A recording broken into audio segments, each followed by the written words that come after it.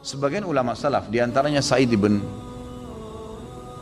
Khudri radhiyallahu anhu, Abu Sa'id al-Khudri radhiyallahu anhu, sahabat Nabi yang mulia. Beliau ini sudah sampai pada tingkat level di mana Ibnu Qayyim mengatakan level orang yang sholat itu ada 5. Level yang pertama, orang yang berdosa dengan sholatnya, kata beliau.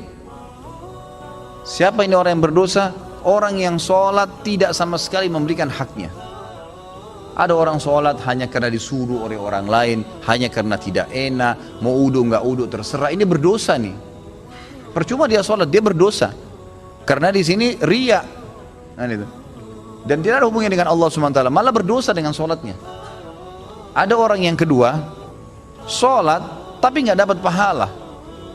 Dia tahu diperintahkan semua tapi tidak dapat pahala, karena dari awal takbir sampai salam semuanya mengkhayal. Ini orang yang percuma, nggak ada pahalanya. Masuk dalam sabda Nabi SAW, ada orang ya, yang hari kiamat diremuk-remuk sholatnya seperti pakaian kotor lalu dilemparkan ke wajahnya. Karena dari takbir sampai salam nggak ngerti apa yang dia lakukan. Untuk apa sholat kalau begitu? Allah nggak butuh sholat kita, ikhwani. Allah nggak butuh. Biar kita sholat khusyuknya luar biasa, sujudnya sampai berhari-hari nggak angkat kepala, tetap aja Allah nggak butuh dengan itu. Kata Nabi SAW dalam hadis qudsi, Allah SWT berfirman, wahai anak Adam, apapun yang kau kerjakan tidak akan bermanfaat bagiku dan aku akan kembalikan kepadamu. Itu amal kalian yang akan bermanfaat buat kalian sendiri, tidak ada manfaatnya buat saya. Kata Allah SWT, hadis qudsi. Ini luar biasa, harus kita faham nih, ya, tidak boleh salah dalam masalah-masalah seperti ini. Maka kita harus tahu bahwasanya sholat itu kita yang butuh dan bukan Allah Azza wa Jalla. Baik, Abu Sa'id al-Khudri, Ibnu Qayyim mengatakan tadi orang yang kedua adalah orang yang tidak dapat pahala sama sekali. Yang ketiga, orang yang dapat pahala tapi pahalanya pas-pasan. Ini sesuai dengan sabda Nabi SAW. Ada orang yang sholat tidak akan mendapatkan kecuali setengah pahala sholatnya. Ada orang yang sholat tidak dapat kecuali 1/10 dari sholatnya. Jadi kecil, ada pahala tapi kecil. Lebih banyak mengkhayal daripada fokusnya. Yang keempat adalah orang yang sholat berusaha untuk fokus, gitu kan? Tetapi terkadang masih menghayal, masih terlintas. Maka ini lebih dominasi pahala yang dia dapatkan daripada hilangnya pahala. Karena kalau kita lagi baca Al-Quran atau kita lagi baca bacaan sholat, kemudian kita fokus, dapat konsentrasi, ikutin bacanya, dapat pahala terus per hurufnya, gitu kan? Pergerakan juga ada pahalanya. Tapi pada saat kita baca terus kita nggak sadar lagi menghayal, cuma lisan kita karena sudah terbiasa membaca jadi ngucapin kena rutinitas, itu nggak ada pahalanya, gitu kan? Itu nggak ada pahalanya. Orang yang keempat ini adalah golongan orang yang dapat mayoritas pahala sholatnya, tapi masih ada yang hilang.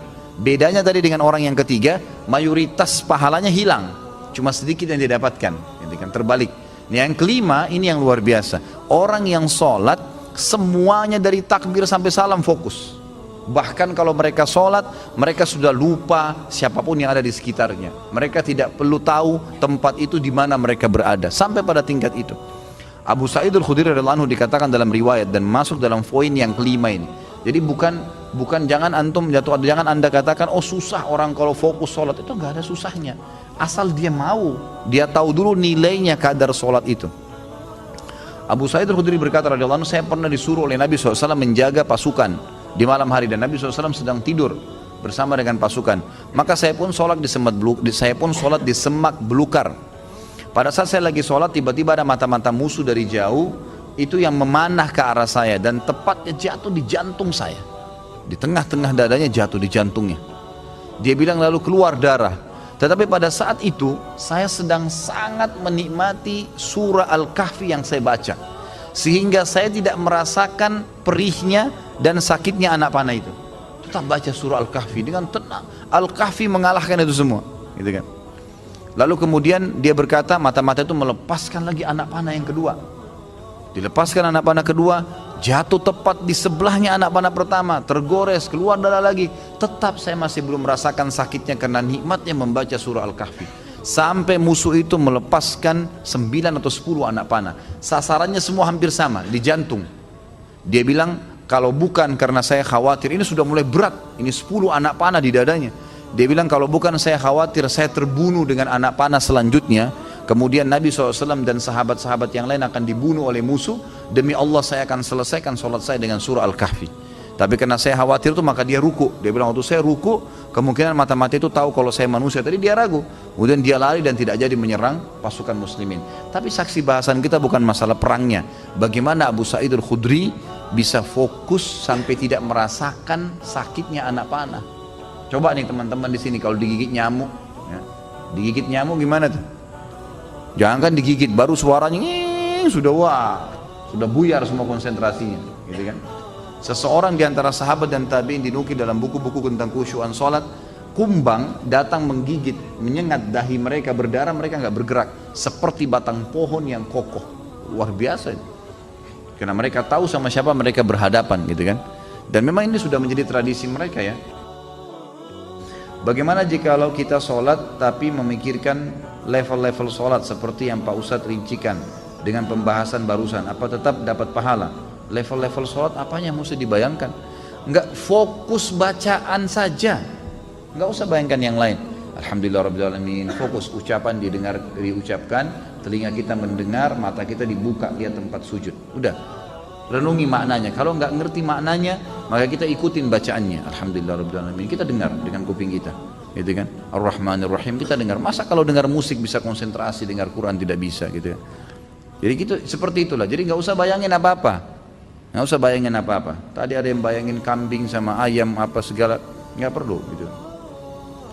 Apakah level-level tipe sholat tersebut berkorelasi dengan level-level dosa yang telah kita lakukan? Dalam artian level 5 itu dosanya sedikit. Iya tentu saja. Karena itu memang ada hadis Nabi SAW. Ya. Jadi dosa itu bisa menghambat rezeki dan bisa menghilangkan atau mengurangi konsentrasi kepada Allah SWT. Malasnya kita ibadah justru karena adanya dosa. Salah satunya, maka coba perbanyak istighfar, perbanyak istighfar. Saya punya pengalaman pribadi, pernah saya belajar waktu saya masih kelas SMA kelas 3 di kota Madinah pada waktu itu tahun 1993. Kemudian saya di masjid kampus lagi menghafal materi balaghah. Memang agak sulit waktu itu materinya. Saya coba hafal nggak bisa, lupa terus. Saya juga kalau sholat, gitu kan, sering kadang-kadang nggak konsentrasi, lebih banyak menghayalnya. Subhanallah, ada teman dekat saya, Dr. Muhammad namanya, sekarang baru selesaikan S3-nya doktornya, adik kandungnya Dr. Sulaiman Rahili, sahabat dekat saya, gitu kan. Maka beliau datang ke saya dan mau mengajar. Waktu itu beliau tingkat 2 kuliah di kuliah hadis, ngajar saya. Sebelum buka buku balaghah itu, saya dari asar nih sudah baca nggak faham-faham, dari habis duhur malah. Pulang dari kelas ujian saya baca sampai menjelang isya belum faham. Habis isya dia datang ajar saya. Terus saya tanya, akhi, apa sih sebenarnya penyebabnya? Saya kalau sholat nggak konsentrasi, baca buku nggak bisa hafal-hafal. Dia ucapin kalimat subhanallah menyentuh saya. Dia bilang, mungkin kamu masih punya dosa. Padahal waktu itu saya masih kelas 3 SMA. Dan ini teman-teman perlu tahu ya, saya SMA itu di Madinah. Di Madinah itu nggak ada bioskop, nggak ada karaoke, perempuan semua bercadar pakai jilbab. Hiburan kami itu dulu kampus, Masjid Nabawi, gitu kan. Kalaupun kita masuk ke mall, ke pasar-pasar, nggak ada musik, beli kebutuhan, kemudian pulang ke kampus. Nggak ada celah yang kita mengatakan ada dosa kayak di Indonesia. Orang yang masya Allah SMA-nya di sini luar biasa kemana-mana. Tapi itu saja masih cukup membuat saya tidak bisa khusyuk gitu. Lalu dia bilang, coba akhi, ente istighfar kepada Allah SWT, kemudian coba sholat. Ya, kan? Mungkin tujuan dia waktu itu mengajak untuk sholat taubat ya. Ada hadis Nabi SAW riwayat Abu Daud dengan sanad hasan. Tidak ada seorang hamba yang berbuat dosa, kemudian dia berwudu, lalu dia sholat 2 rakaat, lalu dia beristighfar, kecuali Allah ampuni dosanya. Maka saya astagfirullah wa atubu ilaih, saya berdiri, saya sholat. Waktu itu 2 rakaat menghadap kiblat, subhanallah. Begitu saya salam, ini pengalaman pribadi. Begitu saya salam, saya belajar dengan dia setengah jam, buku itu saya fahami. Setengah jam buku itu saya faham. Bahkan saya hafal hal-hal yang tidak saya hafal sebelumnya, yang sudah mungkin 6 jam saya belajar, gitu kan. Subhanallah.